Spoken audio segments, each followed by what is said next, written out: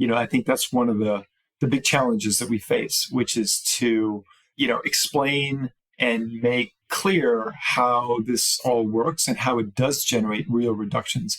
Because a lot of times people can assume that, it's just, they don't really do much. It's all greenwashing. And so I think that there's certainly a lot behind it. And that's certainly a big misconception that people have about what we do. Welcome to Smarter Markets, a weekly podcast featuring the icons and entrepreneurs of technology, commodities and finance, ranting on the inadequacies of our systems and riffing on ideas for how to solve them. Together, we examine the questions, are we facing a crisis of information or a crisis of trust? And will building smarter markets be the antidote?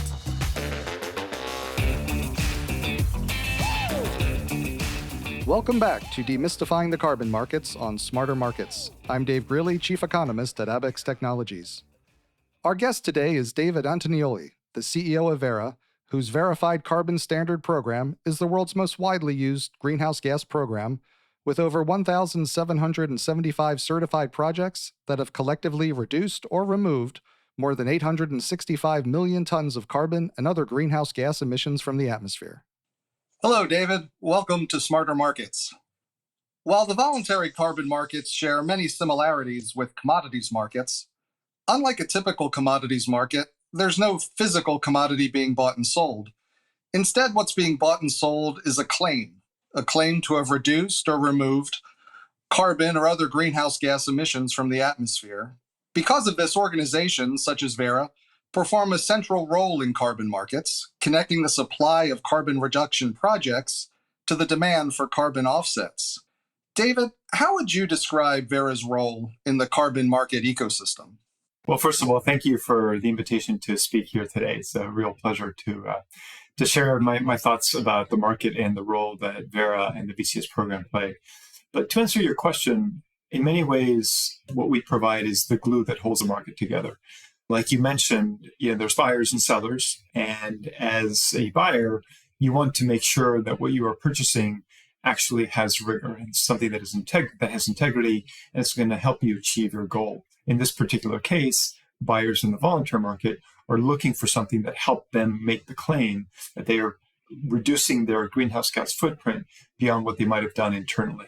So they need to make sure that there's something that holds water, if you will, in terms of having integrity. And of course, on the supply side, if you're an investor or a project developer, you want to make sure that you are following a set of rules and procedures that will make sure that impose the sort of rigor that you need to follow in order to have a product at the end that someone on the buying side will value. So that's why we sit in the middle of this market. I call it the glue holding the markets together, but we play a pretty pivotal role because without organizations like us, the market wouldn't be able to work as well and as efficiently as it does. And it really is. I like the phrase the glue because, Verra's Verified Carbon Standard, the VCS program, effectively it transforms a carbon reduction project into a set of tradable carbon offsets. Can you walk us through the components of the VCS and how do you go from a carbon reduction project to a set of carbon offsets? It's a big question. There's actually two parts to that. Let me start off first with the components of the VCS program, the Verified Carbon Standard. And there are essentially four parts to that. At the core of it is the standard, which is the set of principles that all units that we issue have to follow. It's principles like the credits have to be additional, which means they have to have environmental integrity. And I will try to limit the number of jargon words I introduce to this podcast, but this one is important because it underlies the value between a credit. And what additional means is that the project would not have happened had it not been for carbon finance. So projects, in order to be counted as offsetting an emission, really has to have some sort of element of justification that it wouldn't have happened. So there's a number of procedures and rules that you have to follow to demonstrate additionality, but that's one of the principles that the standard has. Another one is that the credits need to have occurred. So we will never issue a credit to something that has not yet occurred. In the lingo of what we talk about, it's that they have to be real. So if you plant a tree we will only give you credits for the amount of reductions that you've demonstrated to have occurred by the growth of the tree. In the early days of the market, people would say, oh, I'll plant a tree and it'll grow to such and such a size and which requires so much carbon, and give me credits for that full, generation of carbon. And so that is a complete no-no. So we will only issue credits to projects that have already occurred and have demonstrated that they've reduced the emissions. Other kind of more easily understandable concepts are they have to be measurable, they have to be independently audited, they have to be uniquely numbered, they have to be transparently listed. And one more term I'll introduce, because this is important given the interest in nature-based solutions, is that they have to be permanent. So as you can imagine, if you're planting a tree or conserving a forest, there's a risk that that tree could actually get cut down, or it could catch fire, or it could end up in the atmosphere somewhere. So what we do is that we have a set of rules governing these kinds of projects, and you have to set aside a certain percentage of your reductions into an account. It's called a buffer account.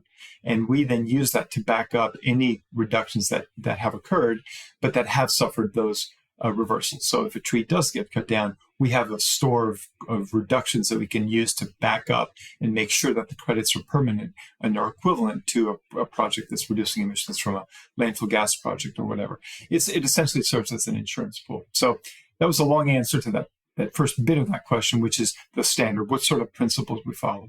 But as you can imagine, all of those principles, or many of those, require you to have a whole programmatic element to what we do. So the second main part of the VCS program is the accounting methodologies. So these are all about how you demonstrate additionality and how you measure the reductions. And there's an accounting methodology for every single project type out there.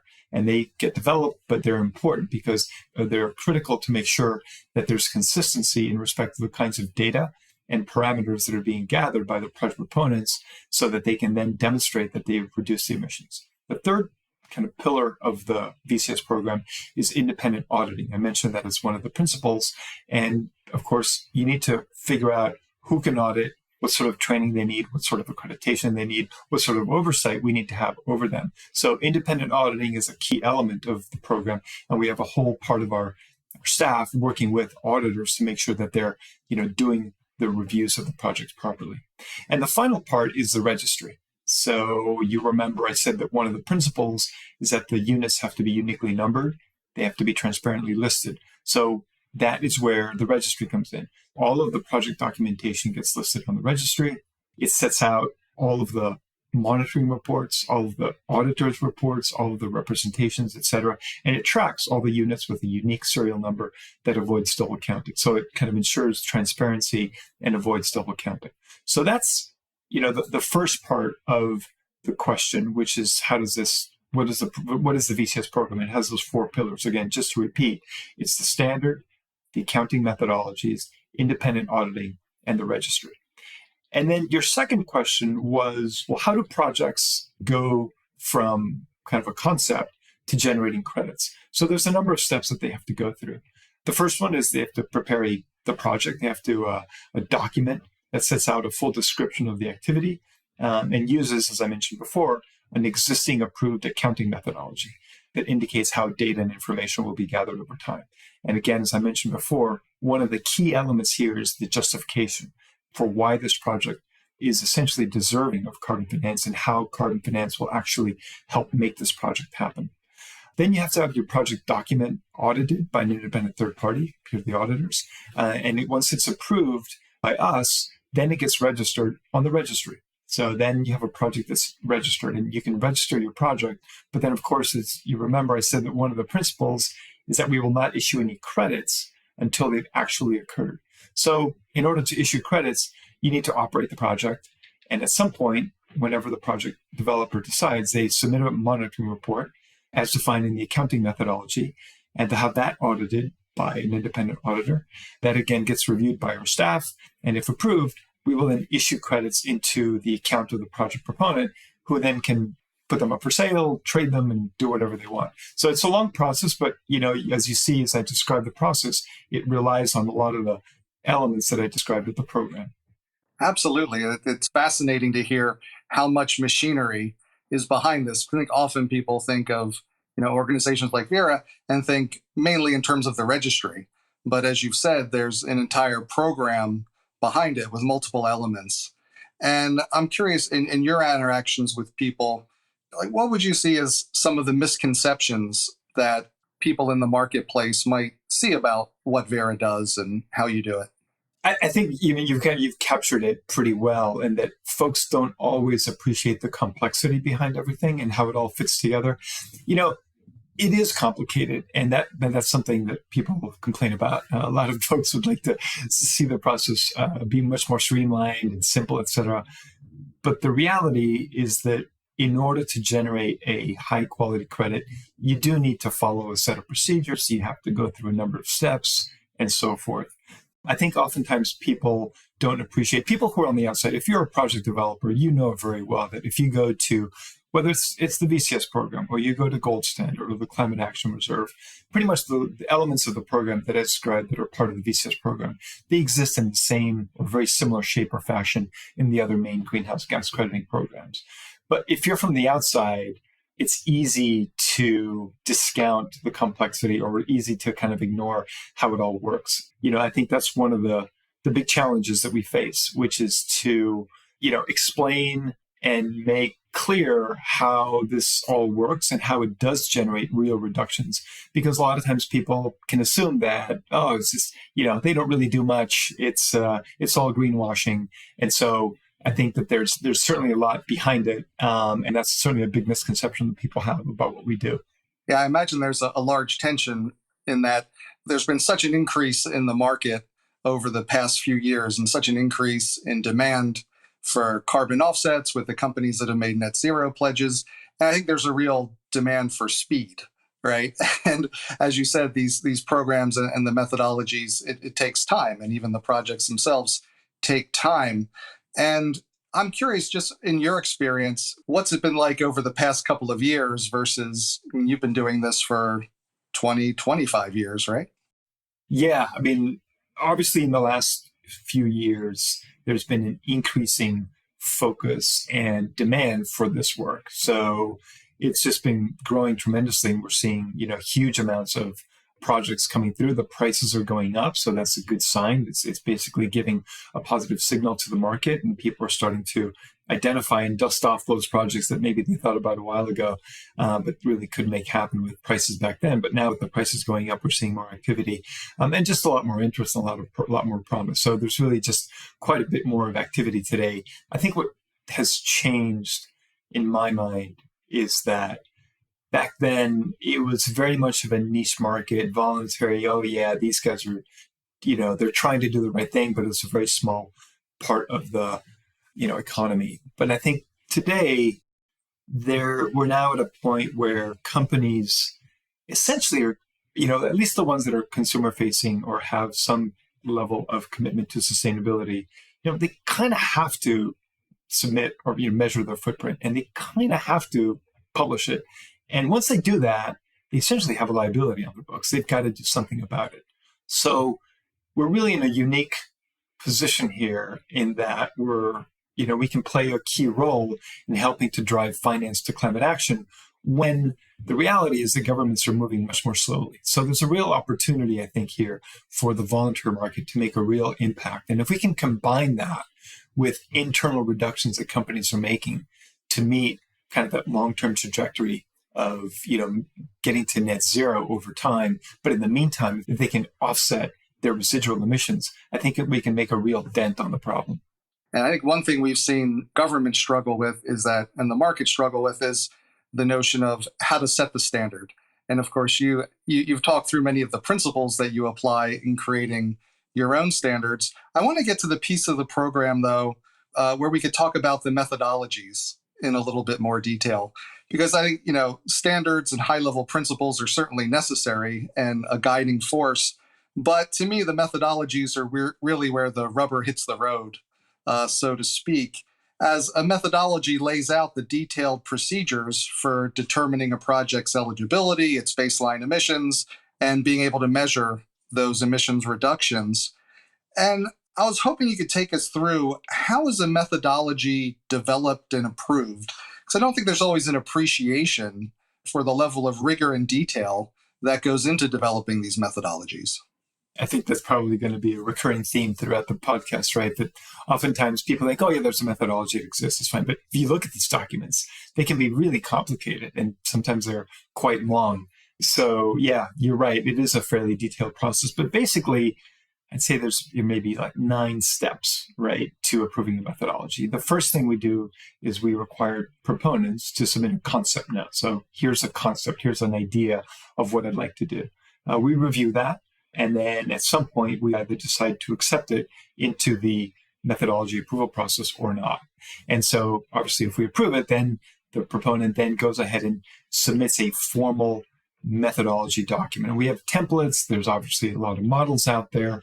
And, in that discussion, there's a lot of back and forth and discussions. One thing that we try to do, for example, is try to encourage projects or developers to develop what we call standardized approaches. So these are approaches where the additionality piece is much more streamlined. And so rather than doing kind of on a project by project justification, you might take a category of projects. And California kind of was one of the big innovators of this. And I think I take my hats off to the Climate Action Reserve for really kind of helping to drive the concept where you would create a set of activities that are generally understood to be additional, like they are just not happening. I'll give you an example. 15 years ago, it was really not very common to see digesters on pig or dairy farms. And so they said, actually, let's just credit this. And you can go, rather than having to come up with a detailed justification for, I need carbon finance to make this digester. Let's just credit it and allow it into the system automatically. So it's what we call a positive list. It's a very elegant, streamlined way of doing that. What we've done on the back of that is study that and say, okay, let's do that, but let's put a limit on it. Let's say we can use that sort of justification up until a certain percentage of penetration in the market. So provide some rigor and some capping on the back end. So you just can't forever do this, because at some point, these activities, the theory is that they become common practice. So that's, some thinking that has to be underlying on the concept. But anyway, so we have a lot of discussions with the developers, encouraging them to do more standardized approaches, because of course, the more standardized approach is clear, can be seen as more objective sometimes, and also cost less, right? Because you don't have to have an auditor come in and look at your justification. If it's kind of on a positive list, you're good to go. So anyway, that gets submitted. It gets reviewed again by our staff, the methodology. And at some point, it goes out for a 30-day public consultation. And then that's where anybody can look at this. And we publish this again. Many of the rules that we set out have to follow this public consultation process. So the methodology is subject to that. After they come back from that consultation, then we hire an independent auditor to independently look at that methodology. And depending on the kind of methodology, we may require that they hire a specific expert. So maybe there's some nature-based solutions types of methodologies that require experts. Some of these standardized approaches also require experts. So we have kind of a list of experts. So you need to hire an expert to make sure you've got the requisite expertise looking at the methodology. And then at some point, it comes back, gets reviewed by us. If it's approved, then it's approved. And there you have a methodology that's now available to be used for that kind of projects. I think that's a really important point, right? So once it's approved, then it's available. So over time, hopefully you have a compounding action where you're increasing the methodologies. As more developers come in, they can take an off-the-shelf methodology that fits what they're doing and apply it so they don't have to go through the approval process. And I imagine that just, as you said, streamlines things and helps speed it up over time. And then I was curious, you brought up a point about, it sounds like having a specific expert, it's like a specific independent auditor depending on the project. So matching the auditor who has expertise in the specific project, whether it's a digester or a forestry project or, something more technical. Yeah, I mean, sometimes, the auditors are approved by kind of sector of the economy. So you may have an auditor that's expert in the waste sector or an expert in agriculture or forest. But even so you need to hire the appropriate auditor to begin with. But in some cases, we require an additional expert to be part of that assessment team, because some of these concepts, require detailed understanding of a particular sector. So it may be that, as an auditor, you're qualified to look at the waste sector, but maybe this methodology has to do with a particular approach dealing with compost, for example. And so you may need kind of a real expert on compost rather than just an auditor that's approved for working on waste. So that gets kind of covered on a case-by-case basis, but we're careful to make sure that the right set of eyes are looking at these methodologies. Now, once a methodology is approved, it's still subject to change over time. How do you handle these updates, and can you walk us through an example? Yes, that's a great example because, as a program, we need to stay relevant and we need to make sure that we're following latest scientific evidence, best practices, evolving nature of projects, et cetera, et cetera. So it's a key question. And projects really are subject to two kinds of changes. First are those related to methodologies themselves, and the other one are changes to the program. And I'll give you an example of each. So for methodologies, one example, when we think about RED or reduced emissions from avoided deforestation, forest degradation, in the early days of the market, we were trying to encourage a lot of different approaches. And so we saw a number of different methodologies be developed for what's called avoided unplanned deforestation and forest degradation. So these are small-scale farmers that are cutting down forests to provide livelihoods for their families, and maybe there's some slash and burn agriculture, but it's unplanned deforestation. And there's a number of different methodologies that got developed.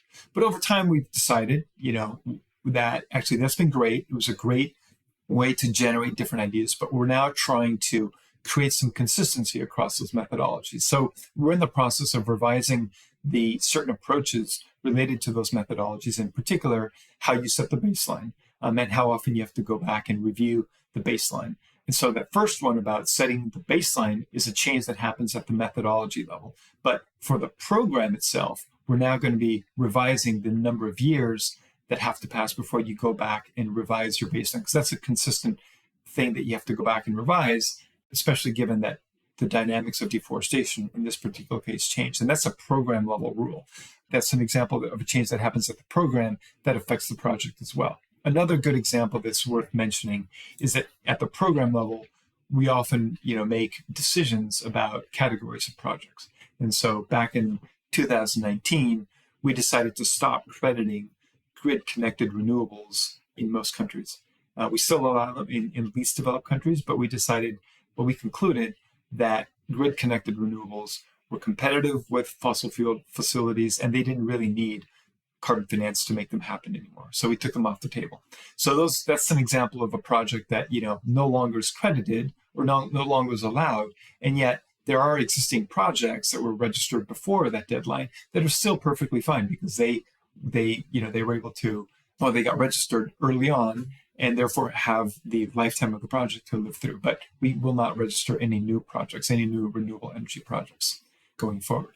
But really, I think back to your point is that, we need to update our rules and requirements on a regular basis because we need to stay up to date on new scientific evidence, best practices. And I think the other thing that really needs to be taken into consideration is the new regulatory requirements, right? So one of the very first things we ask a project when it comes for registration is whether it's required by regulation. And so that's a key consideration.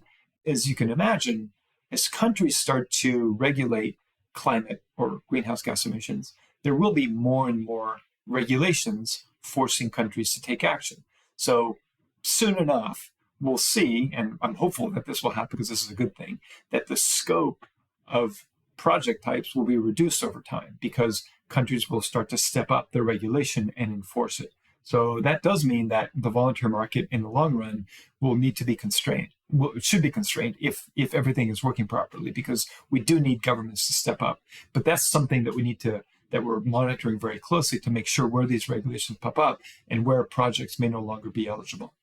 And I think it's so important to understand those updates in that I think it's often seen as a risk for someone taking on a project or being an end purchaser of carbon offsets, wanting to know that, the offsets that I purchase are still going to be good in the future. And it sounds like from a project perspective, a project is in essence grandfathered in. that if a methodology is updated or changed, then a new project won't be approved under the old methodology, but one that was approved can continue its life. Did I hear that correctly? That's correct. The old project, however, will need to follow the new methodology, the parts that are applicable to it. So the example above with the baseline setting. So old avoided unplanned deforestation projects will have to use the new approach for setting the baseline once that's finalized, when they do their baseline reassessment. So not everything, but big, some parts of the old projects will be subject, and they do need to kind of fall into the new sets of rules in order for the whole system to be consistent. But, they have time. There's a grandfathering period. There's a grace period. And I think the other thing that's important to consider is that, all of our rules and regulations follow kind of a regulatory approach. So there's always a consultation. There's always an opportunity to provide feedback. We always encourage feedback. And so our decisions are really made throughout this, pretty long, process, but it's very thoughtful and deliberate and provides rigor, but also gives people a chance to kind of adapt to the new realities. And it seems like that'll be more and more important with more participants coming into the markets and seeing more potential, futures contracts based on delivery against or, settled against carbon offsets that are priced with, say, a Verra standard or a Verra methodology. People just have to understand that these aren't static, I would imagine. Yeah, no, I think it's important to establish that yes, the underlying rules have to be dynamic, but they can't be sudden, and the changes can't be drastic, right? So we emphasize that existing credits and those that are still to come until changes are required still have the full backing of Verra and the VCS. We simply have a way to ensuring that there's constant improvement over time. And the credits themselves won't be labeled differently. If anything, the volumes might change, or even buyers might prefer vintages that reflect new rules. That's really kind of up to the buyer. Give you the example of an iPhone, right? You're not using, most likely, iPhone 3 today. You're probably using a more upgraded version. Things change, they evolve. The old one still probably works, but you want to be moving up to the more recent ones. And there's a kind of process for transitioning those. That's great. And we've been talking a lot about carbon markets. And, while each carbon offset or VCU issued by Verra represents a reduction or removal of 1 ton of carbon dioxide equivalent, this reduction or removal can be done in a number of different ways, in different sectors, and with additional attributes, whether it's SDG or biodiversity. So there's more than just the carbon dioxide removed aspect to each offset. And I'm curious, how do you think about differentiating VCUs issued based on these types of differences, so that while they're all, represent a ton of carbon dioxide equivalent being reduced or removed, nature-based versus technology, a reduction versus a removal, and the additional SDG or biodiversity attributes, how do you think about those in your program? As the market matures, I think we're starting to see increasing sophistication by buyers, and they all have different motivations for buying. And some of these differentiators can help buyers make a decision. So one big differentiator will be between reductions and removals. And it's good for the market to know, what each credit represents. Another big important differentiator, increasingly so, is whether the projects can demonstrate sustainable development benefits. And in fact, some buyers are looking for specific sustainable development benefits, like gender parity, poverty alleviation, education, etc. What our approach has been to try to label the units in a way that differentiates that. Right now, we actually, in addition to the VCS program, we manage 2 standards that allow projects to demonstrate their sustainable development benefits. One is the Climate, Community, and Biodiversity Standards, and the other is the Sustainable Development Verified Impact Standard, SD-VISTA. Both of those can be their certifications, and they can be added on to a carbon credit such that you can label your carbon credit with these certifications. So a lot of times we understand that buyers will say, hey, I want a VCU, but I want it to be labeled with CCB, the Climate, Community, and Biodiversity Standards, or SD-VISTA. And so that's an important consideration for the developers to think when they're setting out on their project, on their development of their project. Do I want to actually certify against these other standards as well to be able to claim that in the end. And we're finding that a lot of people like to do that. And then, there's all the other differentiators, but there's an important initiative out there that is hopefully going to provide a bit more clarity on this, because as you can imagine, you could actually slice and dice this so much that you could end up with multiple different kinds of credits that won't allow the market to really understand what they look like. So this is the challenge that the Integrity Council for Voluntary Carbon Markets, the ICVCM, is grappling with, and hopefully will come out with some guidance as to how greenhouse gas crediting programs like the VCS ought to label or can label the units that they issue. So one label for sure is going to be whether it's a removal or reduction. Another likely label, my guess, is whether it's going to be a nature-based solution or a technological solution. Another one will be whether you're generating sustainable development benefits. And there may be others. But the point is that I think the differentiators are helpful because they do help buyers choose. And in many cases, they can identify the kinds of projects that they want. But there's a risk, of course, that you go too far into the rabbit hole and you create so many categories that it just gets more confusing. So there's a fine balance, and I'm hoping that the ICVCM is able to walk that and come up with something that's useful, credible, and clear to people. Yeah, there always is that balance in markets of you want things to be treated enough alike that you can have a liquid market, but you want things that are different to have different prices and be treated differently. And finding that balance is always the challenge. Yeah, exactly. So I'm curious, like those are some important initiatives that you just talked with us about. But of course, these are very rapidly developing markets. And I'm just love to hear, what's next for Verra? What other initiatives do you see on the horizon? Well, let me go back to that one. I think there's two real important initiatives that if you're following this market, you need to be aware of.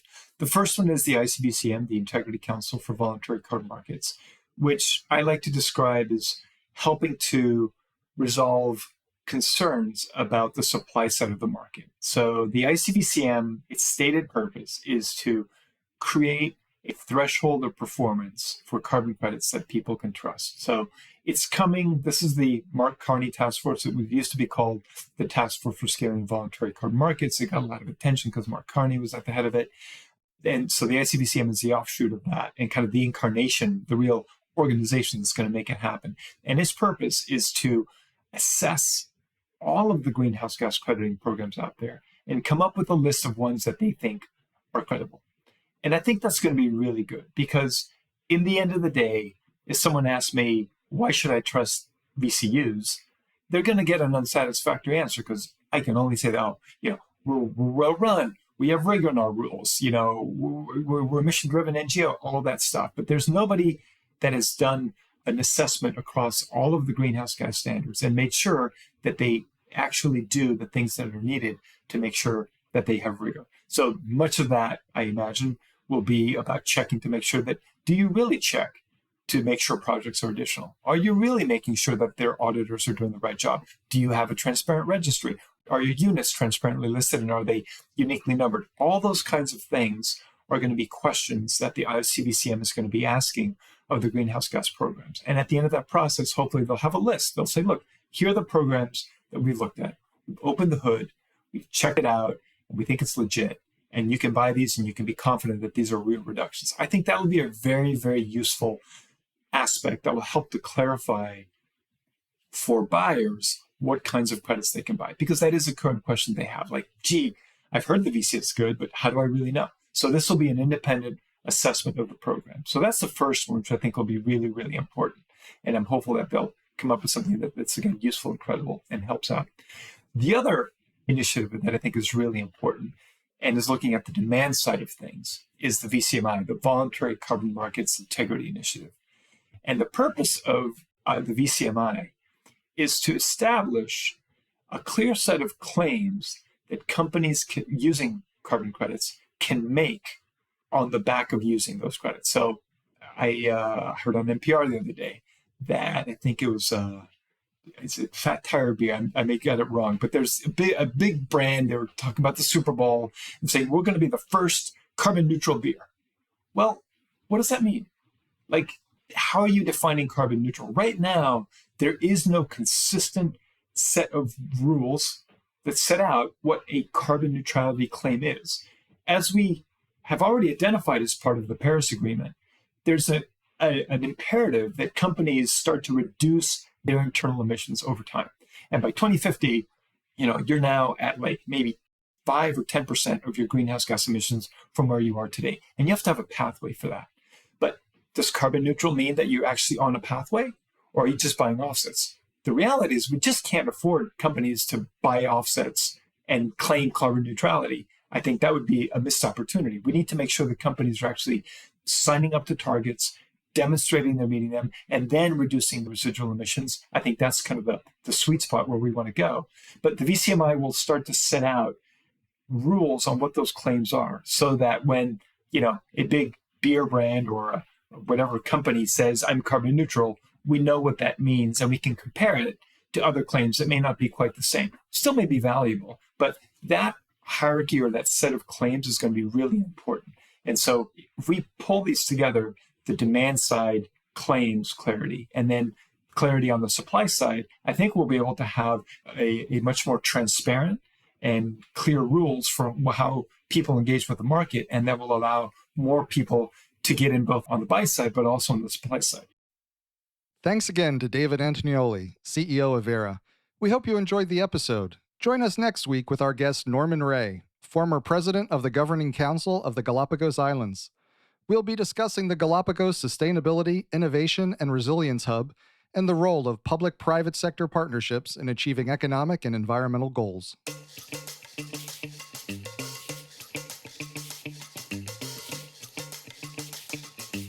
That concludes this week's episode of Smarter Markets by Abax. For episode transcripts and additional episode information, including research, editorial, and video content, please visit smartermarkets.media. Smarter Markets is 100% listener-driven, so please help more people discover the podcast by leaving a review on Apple Podcast, Spotify, YouTube, or your favorite podcast platform. Smarter Markets is presented for informational and entertainment purposes only. The information presented on Smarter Markets should not be construed as investment advice. Always consult a licensed investment professional before making investment decisions. The views and opinions expressed on Smarter Markets are those of the participants and do not necessarily reflect those of the show's hosts or producer. Smarter Markets, its hosts, guests, employees, and producer, Abax Technologies, shall not be held liable for losses resulting from investment decisions based on informational viewpoints presented on Smarter Markets. Thank you for listening, and please join us again next week.